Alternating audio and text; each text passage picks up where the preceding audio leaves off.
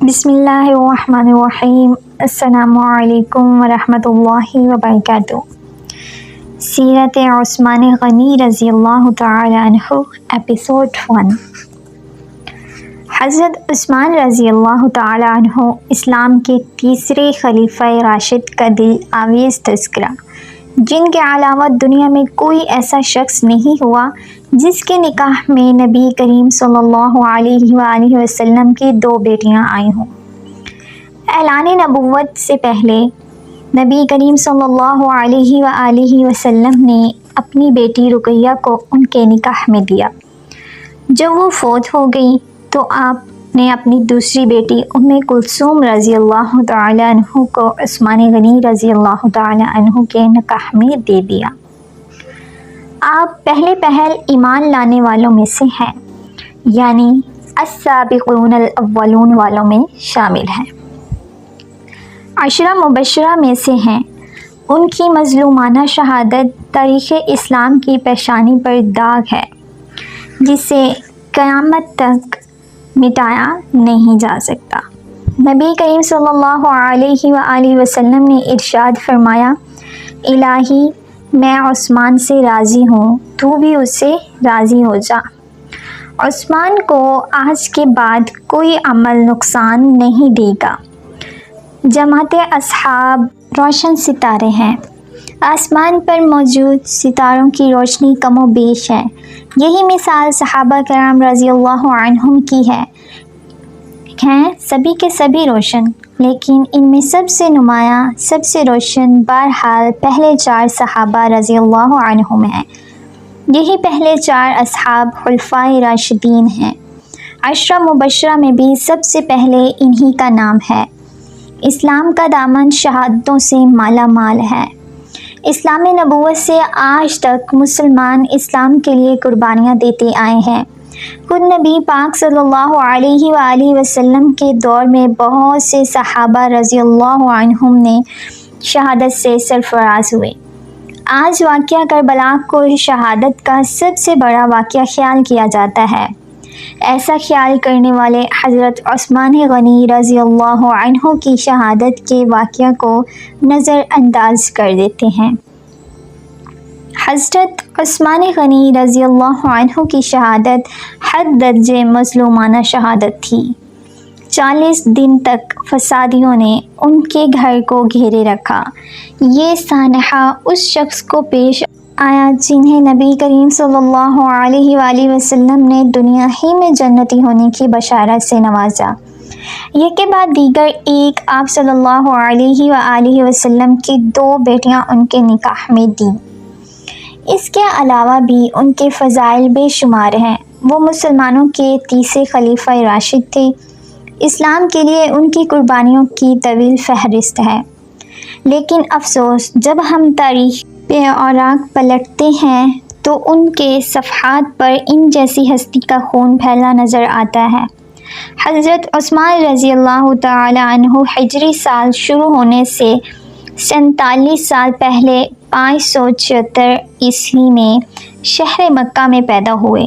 ان کی پیدائش سے 6 سال پہلے ہمارے آقا محمد صلی اللہ علیہ وآلہ وسلم دنیا میں تشریف لا چکے تھے۔ ماں باپ نے نام عثمان رکھا اور اسی نام سے مشہور ہوئے۔ ابو عبداللہ اور ابو عمر کنیتیں تھیں، لیکن یہ کنیتیں مشہور نہیں ہوئی۔ ذو النورین اس کا مطلب ہے 2 نوروں والا، کیونکہ نبی کریم صلی اللہ علیہ وآلہ وسلم کی 2 صاحبزادیوں سے آپ کی شادی ہوئی، لہٰذا آپ کو یہ لقب ملا۔ دوسرا لقب غنی ہے۔ بہت ہی مالدار تھے، لیکن اپنا مال دین کی خدمت اور نیکی کے کاموں میں بے تحاشا خرچ کرتے رہتے تھے، اسی لیے ان کا نام غنی مشہور ہوا۔ 5ویں میں ان کا سلسلہ نسب رسول کریم صلی اللہ علیہ وآلہ وسلم سے جا ملتا ہے۔ آپ کا تعلق قریش سے تھا اور قریش کے قبائل میں آپ بنو امیہ سے تھے۔ آپ کے پردادا کا نام امیہ تھا۔ نبی کریم صلی اللہ علیہ وآلہ وسلم کے پردادا کا نام ہاشم تھا۔ امیہ ہاشم کے بھتیجے اور اپنے خاندان کے رئیس تھے، اس لیے یہ خاندان بنو امیہ کے نام سے مشہور ہوا۔ اس خاندان سے تعلق رکھنے والوں کو اموی کہا جاتا ہے۔ قریش کا قومی جھنڈا بنو امیہ کے پاس تھا۔ اسی طرح بنو ہاشم کے ذمہ کعبے کی نگرانی کا کام تھا۔ گویا دونوں خاندان مرتبے والے تھے۔ عثمان غنی رضی اللہ تعالیٰ عنہ کے والد عفان نے اسلام کا زمانہ نہیں پایا۔ رسول اکرم صلی اللہ علیہ وآلہ وسلم نے جس زمانے میں نبوت کا اعلان فرمایا، عفان اس سے پہلے ہی فوت ہو چکے تھے۔ والدہ کا نام عروہ تھا۔ بی بی عروہ کی والدہ کا نام ام حکیم بیضاء تھا۔ رسول کریم صلی اللہ علیہ وآلہ وسلم کی پھوپھی یعنی آپ کے والد جناب عبداللہ کی سگی بہن تھی۔ اسی طرح بی بی عروہ آپ کی پھوپھی زاد بہن تھی اور عثمان رضی اللہ تعالیٰ عنہ آپ کے بھانجے تھے۔ آپ کے بچپن کے حالات تاریخ کی کتب میں بہت کم ملتے ہیں۔ اتنا ذکر ضرور ملتا ہے کہ گھر والوں نے عثمان کو لکھنا پڑھنا سکھایا، اچھے آدمیوں کی طرح رہنے کی تربیت دی۔ بڑے ہوئے تو غلے کی تجارت شروع کر دی۔ بہت ایماندار تاجر تھے، کاروبار خوب چمکا، بہت دولت مند ہو گئے، لیکن انہوں نے اپنی دولت کو فضول کاموں میں خرچ نہ کیا، نیکی کے کاموں میں خرچ کرنے لگے۔ اس زمانہ میں شراب پینے کا رواج بہت زیادہ تھا۔ بہت کم لوگ اس بری عادت سے بچے ہوئے تھے، لیکن عثمان غنی رضی اللہ تعالیٰ عنہ نے کبھی شراب کو ہاتھ تک نہ لگایا۔ یہی وجہ تھی کہ قریش کے لوگ ان کی بہت عزت کرتے تھے۔ عثمان رضی اللہ تعالیٰ عنہ 34 سال کے تھے کہ رسول اکرم صلی اللہ علیہ وآلہ وسلم نے اپنے نبی ہونے کا اعلان فرمایا۔ ابو بکر صدیق رضی اللہ تعالیٰ عنہ نے بھی ان کے سامنے اسلام کی خوبیاں بیان کی اور ان کے درمیان دوستی بھی تھی۔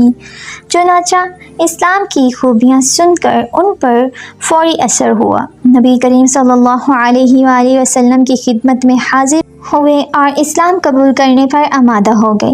ایسے میں آپ صلی اللہ علیہ وآلہ وسلم خود وہاں تشریف لے آئے اور آتے ہی فرمایا، اے عثمان، اللہ کی جنت قبول کر، مجھے اللہ نے تیری اور تمام خلقت کی ہدایت کے لیے بھیجا ہے۔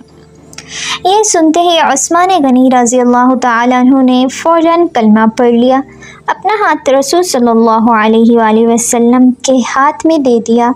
یہ نبوت کا پہلا سال تھا۔ اس وقت تک صرف گنتی کے چند نیک لوگ نے ہی اسلام قبول کیا تھا۔ ان نیک لوگوں میں عثمان غنی رضی اللہ تعالیٰ عنہ کی خالہ سودا رضی اللہ تعالیٰ عنہ بھی تھی۔ عثمان رضی اللہ تعالیٰ عنہ نے اسلام لانے سے پہلے ایک دن ان کے ہاں گئے تو انہوں نے کہا، بھانجے، بے شک محمد صلی اللہ علیہ وآلہ وسلم اللہ کے سچے رسول صلی اللہ علیہ وآلہ وسلم ہیں۔ ان پر قرآن نازل ہوا ہے اور وہ اللہ کی طرف بلاتے ہیں۔ ان کا دین قبول کرنے میں ہی بہتری ہے۔ خالہ کی باتوں نے بھی عثمان رضی اللہ تعالیٰ عنہ پہ بہت گہرا اثر کیا۔ اس کے بعد ابو بکر صدیق رضی اللہ تعالیٰ عنہ سے ان کی ملاقات ہوئی تو انہوں نے خالہ کی باتوں کا ذکر کیا۔ اس پر حضرت ابو بکر صدیق رضی اللہ تعالیٰ عنہ نے فوراً فرمایا، اللہ کی قسم، جو کچھ تمہاری خالہ نے کہا ہے وہ بالکل سچ ہے۔ پھر انہوں نے خود بھی اسلام کی خوبیوں کا ذکر کیا۔ عثمان غنی رضی اللہ تعالیٰ عنہ کا دل بالکل موم ہو گیا۔ پھر جو ہی نبی کریم صلی اللہ علیہ وآلہ وسلم وہاں تشریف لائے، حضرت عثمان غنی رضی اللہ تعالیٰ عنہ نے کلمہ پڑھ لیا۔ جناب ذو النورین میں اس قدر خوبیاں تھیں کہ انہوں نے اسلام قبول کرنے کے کچھ ہی عرصے بعد رسول کریم صلی اللہ علیہ وآلہ وسلم نے اپنی منجلی بیٹی رقیہ کی شادی ان سے کر دی۔ اس طرح عثمان غنی رضی اللہ تعالیٰ عنہ رسول کریم صلی اللہ علیہ وآلہ وسلم کے داماد بنے۔ نبوت کے اعلان کو جب 4 سال گزر گئے تو نبی کریم صلی اللہ علیہ وآلہ وسلم نے لوگوں کو اعلانیہ اسلام کی طرف بلانا شروع کیا۔ اس پر مکے کے مشرک آپ صلی اللہ علیہ وآلہ وسلم اور مسلمانوں کے دشمن ہو گئے۔ مسلمانوں پر ظلم کے پہاڑ توڑنے لگے۔ عثمان غنی رضی اللہ تعالیٰ عنہ کے کافر چچا حاکم بن ابی العاص کو ان کے اسلام لانے کے بارے میں معلوم ہوا تو وہ آگ بگولا ہو گیا۔ عثمان غنی رضی اللہ تعالی عنہ کو رسیوں سے جکڑ کر مارنے لگا اور ان سے کہتا کہ یہ نیا مذہب چھوڑ دو۔ عثمان رضی اللہ تعالی عنہ یہ مار پیٹ حوصلے سے برداشت کرتے تھے اور جواب میں یہی کہتے تھے، جو چاہو کر لو، اسلام کو تو اب نہیں چھوڑوں گا۔ آخر کار حکم تھک گیا اور انہیں ان کے حال پر چھوڑ دیا۔ دوسرے کافر بھی ان کو ستاتے۔ جب کافروں کا ظلم حد سے بڑھا تو نبوت کے 5ویں سال نبی کریم صلی اللہ علیہ وآلہ وسلم نے مسلمانوں سے فرمایا، تم لوگ یہاں سے نکل کر حبشہ چلے جاؤ، وہاں کا بادشاہ اچھا آدمی ہے، کسی پر ظلم نہیں ہونے دیتا۔ جب تک اللہ تمہاری اس مصیبت کو دور نہیں کر دیتا اس وقت تک تم لوگ وہیں ٹھہرو۔ چنانچہ صحابہ کرام رضوان اللہ تعالی علیہم اجمعین کے پہلے گروہ نے حبشہ کی جانب ہجرت کی۔